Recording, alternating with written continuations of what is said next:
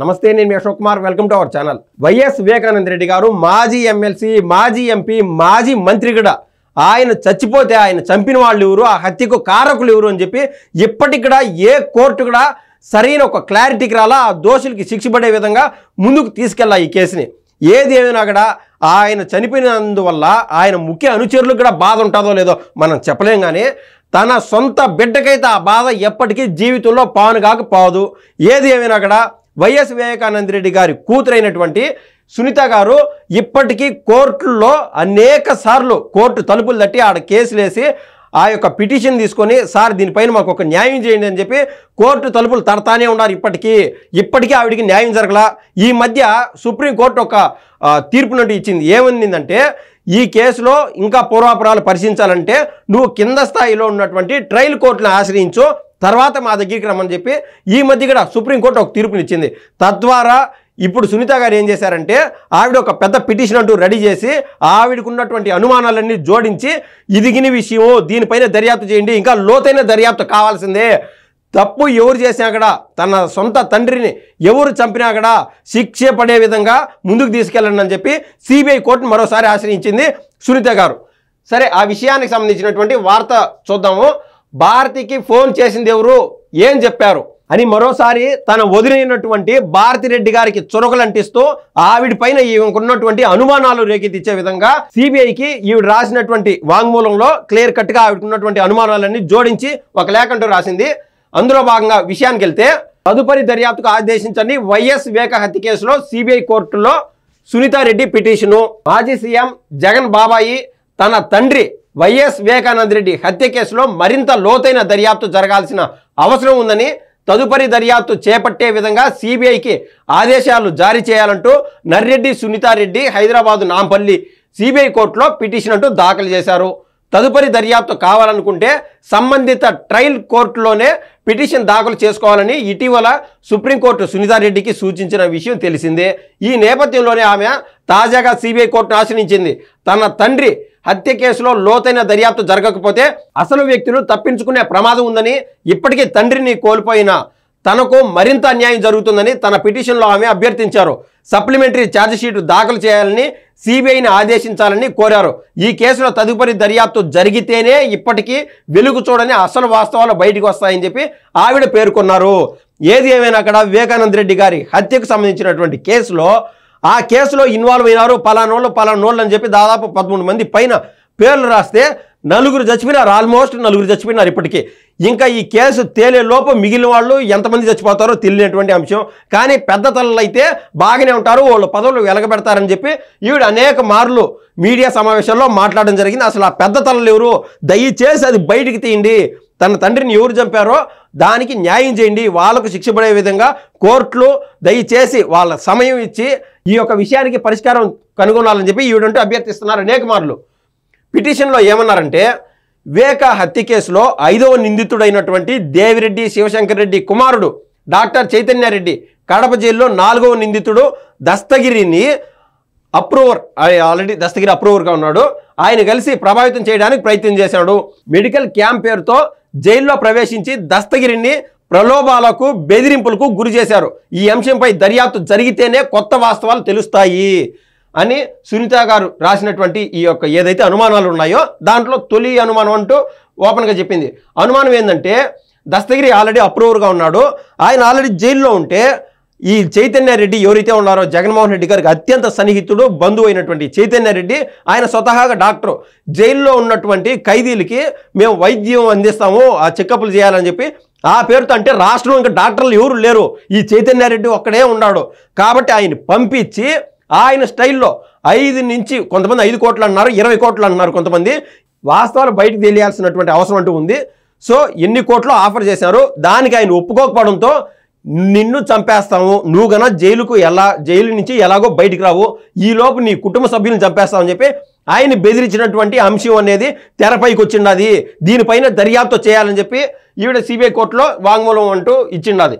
ఇంకా సాక్షులను భయభ్రాంతులకు గురి చేయడానికి, వారిని ప్రభావితం చేయడానికి చాలా ప్రయత్నాలు జరిగాయని స్వయంగా సిబిఐ తెలిపింది.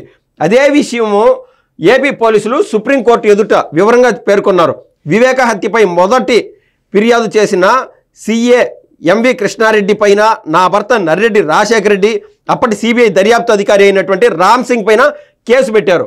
ఇది తప్పుడు కేసు అని ఏపీ పోలీసులు తమ తదుపరి నివేదికలో తేల్చారు. కృష్ణారెడ్డి పెట్టిన కేసులో గత ప్రభుత్వంలో దర్యాప్తు ఘోరంగా జరిగింది. కడప ఎంపీ అయినటువంటి అవినాష్ రెడ్డికి చెందిన సిబ్బంది సన్నిహితులు దర్యాప్తులో జోక్యం చేసుకోవడమే కాకుండా బయట నుంచి దర్యాప్తు అధికారి మానిటర్ చేశారు. అంతేకాకుండా దర్యాప్తు కూడా పులివెందుల పోలీస్ స్టేషన్లో కాకుండా ప్రైవేట్ వ్యక్తులు ఇంట్లో జరిపారు. వైఎస్ అవినాష్ రెడ్డి ఇతర నిందితులను రక్షించడానికి కట్టుకథలతో సిబిఐ కేసుకు తప్పుడు విధానంలో కౌంటర్ కేసును తయారు చేయడానికి కుట్ర చేశారు. రికార్డులను తారుమారు చేయడానికి ప్రయత్నం చేశారు. ఈ కౌంటర్ కేసు పైన తదుపరి విచారణ జరగాల్సిందే అని ఆవిడంటూ పేర్కొన్నారు. ఇంక మొత్తం ఈ చాప్టర్ మొత్తం అవినాష్ రెడ్డి కేంద్రంగానే జరుగుతుంది. అవినాష్ రెడ్డి హత్య చేసినాడు అనేది ప్రజా కోర్టులో ఆల్రెడీ భావించబడుతుంది. ప్రజలు అట్లే అనుకుంటూనే ఉన్నారు. కానీ లీగల్గా ఏదైతే ఒక బ్యాటిల్ జరుగుతుందో ఈ బ్యాటిల్లో అవినాష్ రెడ్డి మొత్తం తానై అంటే సోలోగా ఏం చేశాడంటే మొత్తం పులివెందులకు సంబంధించినటువంటి పోలీస్ స్టేషన్లు ఈ దర్యాప్తు జరిపించడం, అక్కడక్కడ కాకుండా ఇంకా శృతి మించి ప్రైవేట్ ఇళ్లలో ఈ దర్యాప్తు ప్రైవేట్గా జరిపించడం, రామ్ సింగ్ని అని ఎవరైతే ఆ పోలీస్ అధికారులు ఉన్నారో ఆయన్ని టార్చర్ పెట్టడం, ఇలా రకరకాల వాటిల్లో ఆయన ఇన్వాల్వ్ అయ్యి ముందుకెళ్ళినాడు అవినాష్ రెడ్డి. కాబట్టి ఆయన బయట ఉన్నాడు. బయట ఉండడంతో ఈ సాక్షుల్ని ప్రభావితం చేస్తూనే ఉన్నాడు. సాక్షులను ప్రభావితం చేశాడు. అంతకు మించి ఈ దర్యాప్తు అధికారులు ఎవరు ఉన్నారో వాళ్ళని కూడా ప్రభావితం చేస్తూ వాళ్ళు కూడా లొంగకుంటే వాళ్ళని టార్చర్ చేస్తూ ముందుకెళ్తున్నాడు అవినాష్ రెడ్డి అని చెప్పి ఈవిడ బాధ వెలగొక్కునింది. ఇంకా ఏపీ చీఫ్ సెక్రటరీగా పనిచేసినటువంటి రిటైర్ అయినటువంటి ఐఏఎస్ అజయ్ కల్లం వివేక హత్య కేసుకు సంబంధించి సిబిఐ ఎదుట సిఆర్సి 161 కింద స్టేట్మెంట్ ఇచ్చారు. 2019 ఎన్నికల్లో వైసీపీ పార్టీ మేనిఫెస్టో రూపకల్పనలో తాను సహాయం చేశానని, దీనికి సంబంధించిన సమావేశాలు హైదరాబాద్లోనే జగన్ నివాసంలోనే తెల్లవారుజామున 5 గంటల ప్రాంతంలో జరుగుతుండేవని పేర్కొన్నారు. వివేక చనిపోయిన 2019 మార్చి 15వ తారీఖున తెల్లవారుజామున 5 గంటల 30 నిమిషాలకు తాను జగన్తో సమావేశంలో ఉండగా అటెండర్ వచ్చి అమ్మ పిలుస్తున్నారని తెలపగా జగన్ వెళ్ళారని ఆయన పేర్కొన్నారు. 10 నిమిషాల తర్వాత తిరిగి వచ్చిన జగన్ చిన్నాన్న ఇక లేరని చెప్పారని, దీంతో తామంతా షాక్కు గురయ్యారని తన స్టేట్మెంట్లో ఆయన పేర్కొన్నారు. అయితే వివేక చనిపోయినట్లు ఫోన్ కాల్ ఎవరు చేశారు, ఫోన్ కాల్ సారాంశం ఏంటి అనే విషయాలు బయటకు రావాల్సిన అవసరం ఉంది.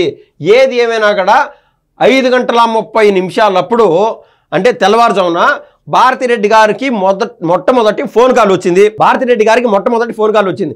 అసలు ఆ భారతిరెడ్డి గారికి ఎవరు ఇన్ఫార్మ్ చేశారు వివేకానంద రెడ్డి చనిపోయాడని చెప్పి, ఆ కాలు సారాంశం ఏంది అని చెప్పి ఈవిడ సిబిఐ కోర్టులో పిటిషన్ అంటూ చేసుకునింది. అంటే భారతిరెడ్డి గారి ఇన్వాల్వ్మెంట్ ఉందని చెప్పి ఈవిడ చెప్పకనే చెప్తాంది.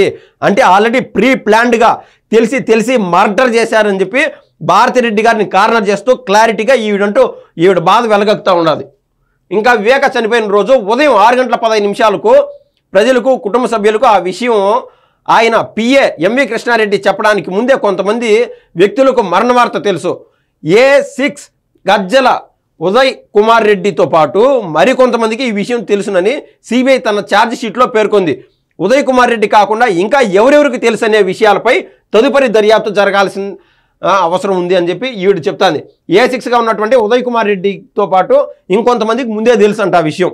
ఆ వ్యక్తులు ఎవరు అంటే సిబిఐ ఆల్రెడీ దర్యాప్తు చేసింది కదా, ఆ దర్యాప్తు చేయడం అయితే చేసింది. కానీ ఇంకా లోతైన దర్యాప్తు అవసరం అనేది ఈ ఓవరాల్ ఈవిడ పెట్టుకున్నటువంటి పిటిషన్ యొక్క సారాంశం. ఇంకా ఎవరెవరికి ముందే తెలుసు అంటే స్వయంగా తన కూతురికి తన అల్లుడికి కూడా తెలియదు. ఏది వివేకానంద రెడ్డికి సంబంధించినటువంటి కూతురికి అల్లుడికి కూడా తెలియదు ఆయన చనిపోయినాడని చెప్పి. కానీ మిగిలిన వ్యక్తులకి చాలామందికి తెలుసు. మరీ ముఖ్యంగా జగన్మోహన్ రెడ్డి సొంత కుటుంబ సభ్యులకి వాళ్ళు ఎవరు నాకు తెలియాల్సిన అవసరం ఉంది అని ఈవిడ పిటిషను దాఖలు చేసినది. ఆధారాలు చెరిపివేతలో వైఎస్ మనోహర్ రెడ్డి, ఎంవి కృష్ణారెడ్డి తప్పుదోవ పట్టించే విధంగా వ్యవహరించినప్పటికీ ఆధారాలు లేవని, వారు నిందితులుగా చేర్చలేదని సిబిఐ పేర్కొంది. వారిద్దరి పాత్రలను తేల్చాలి. ఇంకా వైఎస్ మనోహర్ రెడ్డితో పాటు అదేవిధంగా ఎంవి కృష్ణారెడ్డి ఏదైతే ఆయన చంపినప్పుడు కింద రక్తం ఇదంతా కారిందో, రకరకాలుగా ఆయన గుండెపోటు అని చిత్రీకరించే విధంగా ముందుకెళ్ళినారో వాళ్ళలో వీళ్ళు ముఖ్య భాగస్వాములు. కానీ దానికి ఆధారాలు లేవు అని చెప్పి సిబిఐ చెప్తాంది. దీనిపైన లోతైన దర్యాప్తు ఖచ్చితంగా జరగాల్సిందని చెప్పి సునీత గారు పట్టుబడుతున్నారు. ఇంకా దస్తగిరి సన్నిహితుడైనటువంటి సయ్యద్ మున్నా లాకర్లోని డబ్బు బంగారానికి లెక్కలు లేవనే కారణంతో పాటు వాటికి హత్య కేసుతో సంబంధం ఉందంటూ సిబిఐ సీజ్ చేసింది. ఇచ్చిన వివరాలను బలపరిచే ఎలాంటి డాక్యుమెంట్లు లేవు. కాబట్టి ఈ అంశంపై సిబిఐ మరింత దర్యాప్తు చేయాల్సిన అవసరం ఉంది. A2 సునీల్ యాదవ్ సోదరుడు కిరణ్ యాదవ్, అదేవిధంగా వైఎస్ ప్రకాష్ రెడ్డి మనవడైనటువంటి అర్జున్ రెడ్డి మధ్య నడిచిన మెసేజ్లకు సంబంధించి సైతం సిబిఐ ఎలాంటి దర్యాప్తు చేయలేదు. అలాగే హత్య జరగడానికి కొద్ది రోజుల ముందు లోపరాజు అనే వ్యక్తి మా ఇంట్లో డ్రైవర్గా చేరారు. హత్య జరగడానికి 3 రోజుల ముందు సెలవు మీద వెళ్ళి ఆ తర్వాత చెప్పా పెట్టకుండా ఉద్యోగం మానేశానంటూ ఫోన్ స్విచ్ ఆఫ్ చేశారు. ఆయన విషయంలోనూ కూడా సిబిఐ ఎలాంటి దర్యాప్తు చేయలేదు. అంటే ప్రతి ఒక్క విషయంలోనూ అనుమానాలు ఉన్నాయి.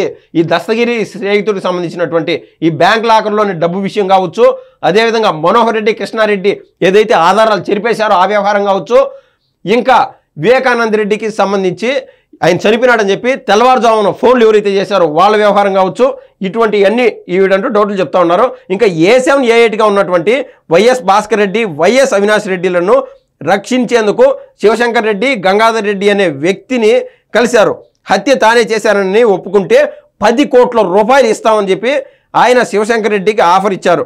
గంగాధర్ రెడ్డి అంశంపై సిబిఐ దర్యాప్తు చేయాల్సిన అవసరం ఉంది. అవినాష్ రెడ్డిని అరెస్ట్ చేసి కస్టోడియల్ ఇంట్రాగేషన్ జరపాలి. ఓవరాల్గా ఈ మొత్తం ఏంటంటే ఆవిడకి సంబంధించినటువంటి అనుమానాలను వ్యక్తం చేశారు. క్లియర్ కట్గా ఇక్కడ వైఎస్ అవినాష్ రెడ్డి కీలక పాత్రధారి. ఆయన్ని కస్టడీలోకి తీసుకొని ఆయనకి సంబంధించినటువంటి నిజాలన్నీ రాబట్టాలా. ఇంకా ఏవైతే అర్జున్ రెడ్డి ఇటువంటి వ్యక్తులు ఉన్నారో వాళ్ళకి సంబంధించినటువంటి మెసేజ్లు ఇవన్నీ బయటికి తీయాలా. అలా కాకుండా వైఎస్ వివేకానంద రెడ్డికి సంబంధించినటువంటి డ్రైవర్ ఒక 3 రోజుల ముందు ఫోన్ స్విచ్ ఆఫ్ చేసి వెళ్ళిపోయాడు. అంటే ఆయన కూడా ఆల్రెడీ ముందే తెలుసు. తీగలాగితే డొంక గదిలినట్టు వీళ్ళల్లో ఎవరిని పట్టుకున్నా కూడా నిజాలు బయటకు వస్తాయి. నాకున్న అనుమానాలు ఇవి. కాబట్టి దయచేసి ఆ రూట్లో మీరు దర్యాప్తు చేయండి అని చెప్పి సిబిఐకి అయితే సునీత గారు విన్నవించుకోవడం జరిగింది. భారతిరెడ్డి గారిని అయితే మర్చిపోవద్దు అని చెప్పి ఆవిడ రాసినటువంటి ఒక 3వ పాయింట్లోనే ఆవిడ క్లారిటీగా చెప్పినారు. ఇది ఇవాళ ముఖ్యమైన అంశం. మరో విషయంతో మరోసారి కలుస్తాను. ధన్యవాదాలు.